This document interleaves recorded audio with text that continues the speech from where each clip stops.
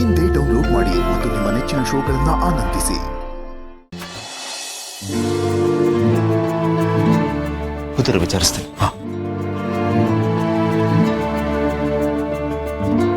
Hello. ಹಾಂ sir. Doctor Karna ಅವ್ರನ್ನ meet ಮಾಡಬೇಕಿತ್ತು.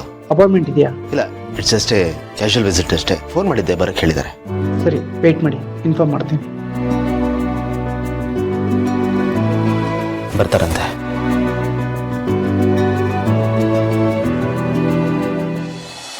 ಜೈ, ಮಗು ಬಗ್ಗೆ ಏನಾದರೂ ಗೊತ್ತಾಯ್ತಾ? ಇಲ್ಲ ಮಾಮ್, ಏನೂ ಗೊತ್ತಾಗಿಲ್ಲ. ಬಟ್ ನಾನಂತೂ ಸರ್ಚಿಂಗ್ ನಿಲ್ಲಿಸಿಲ್ಲ ಮಾಮ್. ಕಾಡು ಸುತ್ತಮುತ್ತ ಹಳ್ಳಿಗಳಲ್ಲಿ ನಮ್ಮ ಹುಡುಗರನ್ನ ಬಿಟ್ಟಿದ್ದೀನಿ, ಹುಡ್ಕಕ್ಕೆ ಕೇಳಿದ್ದೀನಿ. ಏನಾದರೂ ಇನ್ಫಾರ್ಮೇಷನ್ ಗೊತ್ತಾದರೆ ಹೇಳು ಅಂತ ಹೇಳಿದ್ದೀನಿ. ಆ್ಯಂಡ್ ಫಾರೆಸ್ಟ್ ಆಫೀಸರ್ ಅವ್ರನ್ನೂ ಕಾಂಟ್ಯಾಕ್ಟಲ್ಲಿ ಇಟ್ಕೊಂಡಿದ್ದೀನಿ, ಏನಾದರೂ ವಿಷಯ ಗೊತ್ತಾಗ್ಬೋದೇನೋ ಅಂತ. ಬಟ್ ಟಿಲ್ ನಾವು ಏನೂ ಅಪ್ಡೇಟ್ ಇಲ್ಲ. ಎಂಥ ಕೆಲಸ ಆಗೋಯ್ತು, ಎಷ್ಟೊಳ್ಳೆ ಚಾನ್ಸ್ ಮಿಸ್ ಆಗೋಯ್ತು. ಸಾಲದು ಅಂತ ಇನ್ನೊಂದು ಮಗು ಬೇರೆ. ಅದನ್ನು ನೋಡ್ತಾ ಇದ್ರೆ ನನ್ನ ಮೈಯೆಲ್ಲ ಉರಿಯುತ್ತೆ. ನನ್ನ ಮಕ್ಕಳಿಗೆ ಮೊದಲು ಮಕ್ಕಳಾಗತ್ತೆ ಅಂತ ನಾನು ಅಂದ್ಕೊಂಡಿದ್ದೆ. ಆದರೆ ಆ ಗೌತಮ್ಗಾಯ್ತು. ಅವನಿಗೆ ಮದುವೆನೂ ಆಗಬಾರ್ದು, ಮಕ್ಕಳು ಆಗಬಾರ್ದು ಅಂತ ನಾನು ಅಂದ್ಕೊಂಡಿದ್ದೆ. ಆದರೆ ಆ ದೇವರು ಅವನನ್ನು ಮದುವೆನೂ ಮಾಡಿಸ್ದ, ಅವಳಿ ಜವಳಿ ಮಕ್ಕಳೂ ಕೊಟ್ಟ. ಮಕ್ಕಳು ಆಗಬಾರ್ದು ಅಂತ ಏನೆಲ್ಲ ಪ್ಲ್ಯಾನ್ ಮಾಡಿದ್ವಿ, ಆದರೆ ಎಲ್ಲ ಹಾಳಾಗೋಯ್ತು. ಐ ಆಮ್ ಸಾರಿ ಮಾಮ್, ನನ್ನಿಂದನೇ ಇಷ್ಟೆಲ್ಲ ಆಗಿದ್ದು. ಎಂಥ ಗೋಲ್ಡನ್ ಆಪರ್ಚುನಿಟಿ ನನ್ನ ಕೈಯೆಲ್ಲ ನಾನೇ ಹಾಳು ಮಾಡಿಕೊಂಡೆ. ಬಿಡು ಮಾಮ್, ಏನು ಮಾಡೋಕ್ಕಾಗತ್ತೆ. ಇನ್ನೊಂದು ಅವಕಾಶ ಅಂತ ಸಿಕ್ಕೇ ನಮಗೆ. ಆವಾಗ ಏನಾದರೂ ಮಾಡೋಣ. ಒಟ್ಟಿನಲ್ಲಿ ಅವನಂತೂ ನೆಮ್ಮದಿಯಾಗಿರಬಾರ್ದು. ನಾನು ಥಾಟಿಗೆ ಬಿದ್ದುಬಿಟ್ಟಿದ್ದೀನಿ, ಫಿಕ್ಸ್ ಆಗಿಬಿಟ್ಟಿದ್ದೀನಿ. ನನಗೆ ಅವಮಾನ ಮಾಡಿ ಮನೆಯಿಂದ ಆಚೆ ಹಾಕ್ದ ಅಲ್ವ ಅವನು ಮಾತ್ರ ಯಾವುದೇ ಕಾರಣಕ್ಕೂ ನೆಮ್ಮದಿಯಾಗಿರಬಾರ್ದು. ಎಲ್ಲೆಲ್ಲಿ ಚಾನ್ಸ್ ಸಿಗುತ್ತೋ ಎಲ್ಲ ಕಡೆ ಕಡ್ಡಿ ಆಡಿಸ್ತಾನೆ ಇರ್ತೀನಿ, ಅವನಿಗೆ ತೊಂದರೆ ಕೊಡ್ತಾನೆ ಇರ್ತೀನಿ. ಹೌದು, ಈಗ ನಮ್ಮ ಸೆಂಟಿಮೆಂಟಲ್ ಸ್ಟಾರ್ ಹೇಗಿದ್ದಾರೆ? ಇನ್ನೂ ಸೆಂಟಿಮೆಂಟಲ್ ಆಗೇ ಇದ್ದಾನೆ. ಸ್ವಲ್ಪ ದಿನ ಅಷ್ಟೇ ಸೆಂಟಿಮೆಂಟಲ್ ಅನ್ನೋ ಪದದಲ್ಲಿ ಸೆಂಟಿ ಕಟ್ಟಾಗಿ ಮಗು ಕಳ್ಕೊಂಡಿರೋ ದುಃಖಕ್ಕೆ ಪಕ್ಕಾ ಮೆಂಟಲ್ ಆಗ್ತಾನೆ. ಆಗಲಿ, ನಮಗೂ ಅದೇ ತಾನೇ ಬೇಕಾಗಿದ್ದು. ನಾರ್ಮಲ್ ಆಗಿ ಇರೋ ಥರ ಇದ್ದಾನೆ, ಆದರೆ ಒಳಗೆ ಎಷ್ಟು ಒದ್ದಾಡ್ತಿದ್ದಾನೆ ಅಂತ ನನಗೆ ಗೊತ್ತಾಗತ್ತೆ. ಮಗುಗೆ ಹೀಗಾಯ್ತಲ್ಲ ಅನ್ನೋದು ಅವನಿಗೆ ಮುಳ್ಳು ಥರ ಚುಚ್ತಾ ಇದೆ. ಚುಚ್ಚಲಿ ಅಂತಾನೆ ಅಲ್ವಮ್ಮ ಮಗುನ ಎತ್ತಾಕೊಂಡ್ಬಂದಿದ್ದು. ಈಗ ಹೇಗಿದ್ದಾನೆ? ಫುಲ್ ಗೊಳಾಡ್ತಿರ್ಬೇಕಲ್ಲ, ಕಣ್ಣೀರು ಹಾಕೊಂಡು. ಇಲ್ಲ ಜೈ, ಎಲ್ಲಿ ಮನೆಯವ್ರಿಗೆ ಗೊತ್ತಾಗ್ಬಿಡತ್ತೆ ಅಂತ ಅವನು ಯಾವುದನ್ನು ತೋರಿಸ್ಕೊತಾ ಇಲ್ಲ. ಒಳಗೆ ನೋವು ತಿಂತಾ ಇದ್ದಾನೆ. ಮೂಕವೇದನೆ ಪಾಪ. ಈ ಮಗು ವಿಷಯ ಯಾರ ಹತ್ರನೂ ಹೇಳಬೇಡಿ ಅಂತ ನನ್ನ ಹತ್ರ ರಿಕ್ವೆಸ್ಟ್ ಮಾಡ್ಕೊಂಡಿದ್ದಾನೆ. ಅದಕ್ಕೆ ಎಲ್ಲೂ ಯಾರ ಹತ್ರನೂ ಅವ್ನು ತೋರಿಸ್ಕೊತಾ ಇಲ್ಲ. ಮೊದಲನೇ ಮಗು ಹುಟ್ಟಿದ ವಿಷಯ ಸೀಕ್ರೆಟಾಗೇ ಇದೆ. ಮಾಮ್, ನಂಗೊಂದು ಐಡಿಯಾ ಬಂತು. ಒಂದು ವೇಳೆ ಭೂಮಿಕಂಗೆ ಮೊದಲನೇ ಮಗು ಅಂತ ಒಂದು ಆಯ್ತು, ಆ ಮಗುಗೆ ಈ ಥರ ಎಲ್ಲ ಆಗಿದೆ ಅನ್ನೋ ವಿಚಾರ ಗೊತ್ತಾದ್ರೆ ಏನಾಗ್ಬೋದು? ಐ ಮೀನ್ ರಿಯಾಕ್ಷನ್ ಕೇಳ್ತಾ ಇದ್ದೀನಿ ನಾನು. ದೊಡ್ಡ ಯುದ್ಧನೇ ಆಗುತ್ತಲ್ವಾ ಗಂಡ ಹೆಂಡತಿ ಮಧ್ಯೆ. ಯಾಕೆ ನನಗೆ ಈ ವಿಚಾರ ಹೇಳಲಿಲ್ಲ, ಯಾಕೆ ಇದನ್ನ ಮುಚ್ಚಿಟ್ರಿ ಅಂತ ಒಂದು ದೊಡ್ಡ ರಾಮಾಯಣನೇ ಆಗುತ್ತೆ ಅನ್ಸುತ್ತೆ. ಒಂದು ವೇಳೆ ಆಗೇನಾದ್ರೂ ಆಯ್ತು ಅಂತಂದ್ರೆ ಅವರಿಬ್ರು ಒಟ್ಟಿಗೆ ಸಂಸಾರ ಮಾಡೋಕ್ಕಾಗಲ್ಲ ಅಲ್ವಾ?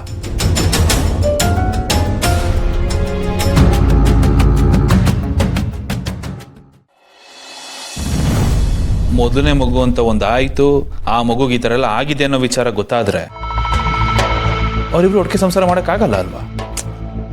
ಗೊತ್ತಿಲ್ಲ, ಅದ್ರ ಬಗ್ಗೆ ನಾನು ಯೋಚನೆ ಮಾಡಿಲ್ಲ. ಮಾಡು, ಈಗ ಯೋಚನೆ ಮಾಡು. ವಾಟ್ ಐಮ್ ಸೇಯಿಂಗ್ ಇಸ್, ನಾವೇ ಯಾಕೆ ಭೂಮಿಕಂಗೆ ಈ ವಿಷಯ ಗೊತ್ತಾಗೋಗಿ ಮಾಡಬಾರ್ದು? ಮಾಮ್, ಬಾಂಬ್ ಹಾಕಕ್ಕೆ ಒಳ್ಳೆ ಚಾನ್ಸ್ ಮಾಮ್ ಇದು. ಈ ಬಾಂಬ್ ಸಿಡೀತು ಅಂತ ಅಂದ್ರೆ ಅವರಿಬ್ಬರ ಮಧ್ಯೆ ಇರೋ ಲವ್ ಅನ್ನೋ ಕೆಮಿಸ್ಟ್ರಿ ಜಗಳಕ್ಕೆ ಟರ್ನ್ ಆಗುತ್ತೆ. ಜಗಳದಿಂದ ವಾರಿಂದ ದುಶ್ಮನಿ. ನಾನು ಹೇಳ್ತಿರೋದು ಕರೆಕ್ಟ್ ತಾನೆ? ಏನಂತ್ಯ? ಬೇಡ ಜೈ, ಅಂಥ ಕೆಲಸ ಮಾತ್ರ ಮಾಡೋದು ಬೇಡ. ಯಾಕೆಂದರೆ ಈ ವಿಷಯ ನನ್ನನ್ನು ಬಿಟ್ಟರೆ ಆನಂದ್ ಮಾತ್ರ ಗೊತ್ತಿರೋದು. ಆನಂದಂತೂ ಬಾಯಿ ಬಿಡಲ್ಲ. ಇನ್ನು ಉಳಿದಿದ್ದು ನಾನು. ಆಮೇಲೆ ಎಲ್ಲ ಬಂದು ನನ್ನ ತಲೆಗೆ ಸುತ್ಕೊಳತ್ತೆ. ಅದಕ್ಕೆ ಹೇಳ್ತಾ ಇದ್ದೀನಿ, ಈಗ ಅದಕ್ಕೆ ಸಮಯ ಅಲ್ಲ, ಸುಮ್ಮನೆ ಇದ್ಬಿಡು. ಹಾಗಂತ ಸುಮ್ಮನೆ ಕೂತ್ಕೊಂಡ್ರೆ ಏನೂ ಆಗಲ್ವಲ್ಲ ಮಾಮ್. ನೋಡಿದ್ರಿ, ಅದಕ್ಕೆಲ್ಲ ಸರಿಯಾದ ಸಮಯ ಬರಬೇಕು. ಈಗ ಸರಿಯಾದ ಸಮಯ ಅಲ್ಲ. ನಾನು ಹೇಳಿದಷ್ಟು ಮಾಡು. ಈಗ ವಿಷಯ ಎಲ್ಲ ಬಿಡು. ನೋಡು, ನೀನು ಆ ಮನೇಲಿ ಇಲ್ಲದೆ ಮನೆ ಬೇಕು ಅಂತ ಅನ್ನಿಸ್ತಾ ಇದೆ. ನೀನು ಇಲ್ಲ, ಅಣ್ಣನೂ ಇಲ್ಲ. ನಾನೊಂಥರ ಒಂಟಿ ಪಿಶಾಚಿ ಆಗ್ಬಿಟ್ಟಿದ್ದೀನಿ. ನೀನು ಮನೆಯಿಂದ ಆಚೆ ಇರೋದು ನನಗಿಷ್ಟ ಆಗ್ತಾ ಇಲ್ಲ ಅಜಯ್. ಅದು ನನ್ನಿಂದ ಒಪ್ಕೊಳಕ್ಕಾಗ್ತಾ ಇಲ್ಲ. ಏನು ಮಾಡೋದು ಮಾಮ್? ಮಾಮ್, ನನಗೂ ನಿನ್ನ ಜೊತೆ ಇರಬೇಕು ಅಂತ ತುಂಬ ಆಸೆ ಆಗ್ತಾ mom. I am missing you a lot. But ಈ ಸೋ ಕೋಲ್ಡ್ ಫ್ಯಾಮಿಲಿ ಮೆಂಬರ್ಸ್ ಏನಿದ್ದಾರೆ ಅವ್ರಗಳ ಮುಖ ನೋಡೋದಕ್ಕೆ ನನಗೆ ಖಂಡಿತ ಇಷ್ಟ ಇಲ್ಲ. ಅದಕ್ಕೆ ಸುಮ್ಮನೆ ಇದ್ದೀನಿ.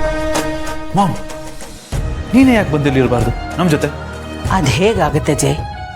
ನಾನು ಆ ಮನೆ ಬಿಟ್ಟು ಬಂದರೆ ಸರಿ ಹೋಗಲ್ಲ. ನನಗೋಸ್ಕರ ಏನಾದರೂ ನೀನು ಆ ಮನೆಗೆ ವಾಪಸ್ ಬಾ. ಇಲ್ಲ ಮಾಮ್, ನನಗೆ ಯಾಕೋ ಮನ್ಸು ಒಪ್ತಾ ಇಲ್ಲ. ಒಂದು ವೇಳೆ ನಾನು ಬರ್ತೀನಿ ಅಂದರೂ ಅವ್ರುಗಳದಕ್ಕೆ ಒಪ್ಪಬೇಕಲ್ಲ.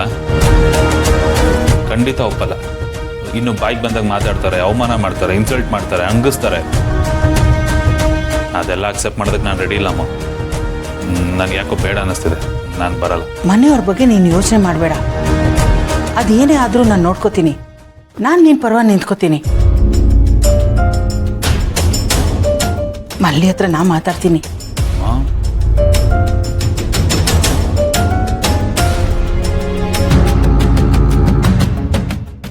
ಸರಿ, ನೋಡೋಣ ಬಿಡು.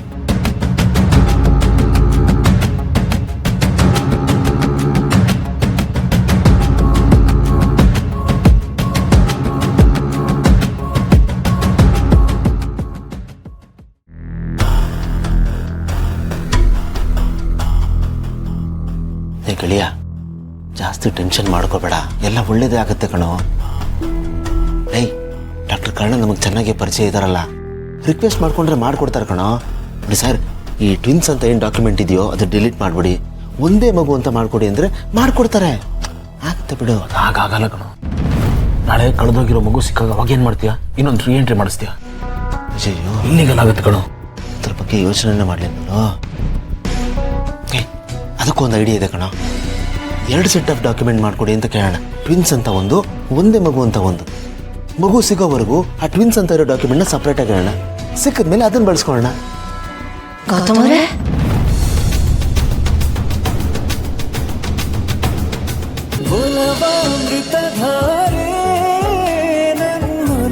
ಅಮೃತಧಾರೆ